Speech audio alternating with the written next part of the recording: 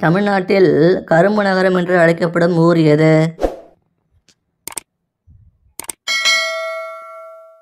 விடை கள்ளக்குறிச்சி. பிரியாணியை உலகிற்கு அறிமுகம் செய்தது யார்?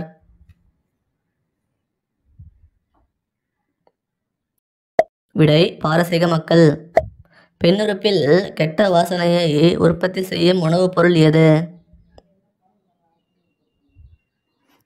விடை பூண்டு. ஒரு முகூர்த்தம் என்பது எத்தனை நிமிடங்கள்?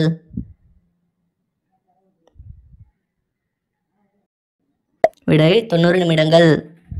காராசேவு தின்பண்டம் எந்த ஊருக்கு பேர் போனது? விடை சாத்தூர். மனிதனின் விரைப்புத்தன்மை தூங்கும்போது எத்தனை முறை சராசரியாக ஏற்படும் என ஆய்வுகள் தெரிவிக்கின்றன? விடை 3 to 5 முறை. பிடிச்சிருந்தா லைக் பண்ணிவிட்டு சப்ஸ்கிரைப் பண்ணுங்கள். தேங்க்யூ.